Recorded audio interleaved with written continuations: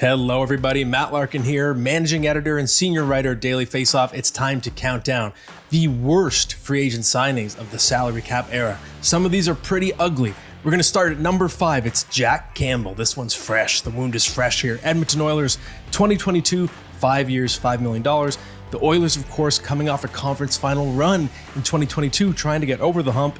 And what happens to Soupy? He's not even the starter by the end of that first season. Stuart Skinner takes his job.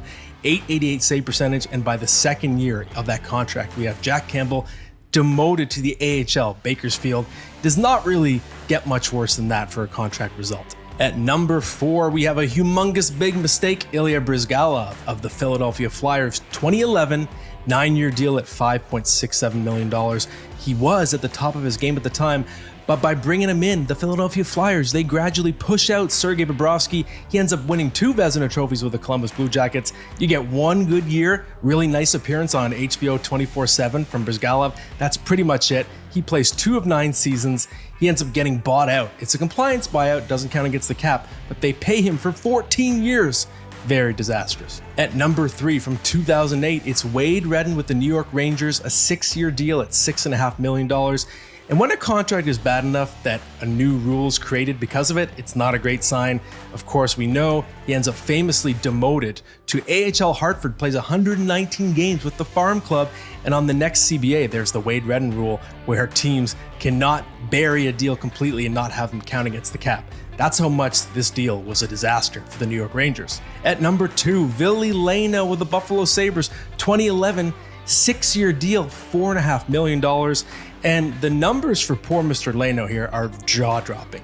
He had 53 points the season before he signed that deal as a Sabre, 46 total points in 137 games, and he had a 0-goal season in 58 games and eventually bought out of that contract. That one's infamous in Buffalo. Terry Pegula came in guns blazing, and one of his first big deals was a disaster. And number 1, this one hits close to home if you're out here in Toronto. It's David Clarkson, 2013 with the Toronto Maple Leafs, 7-year deal, $5.25 million. He was supposed to be the second coming of Wendell Clark. He grew up idolizing Wendell Clark. It was a disaster from the start. In the preseason, he gets suspended 10 games, leaves the bench, and that sort of sets the precedent for what's to come.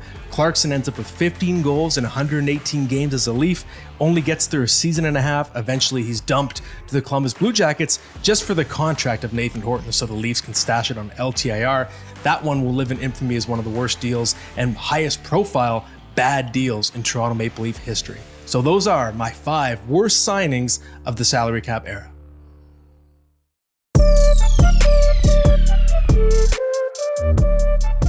What's up, hockey fans? If you enjoyed that video, then you're going to want to hit the subscribe button to not miss any of our content, from daily live shows with Frank Saravalli to analysis from former NHLers to exclusive interviews with some of the biggest names in the hockey world on Frankly Speaking. You're going to want to hit that subscribe button and stay up to date with everything going on in the hockey world.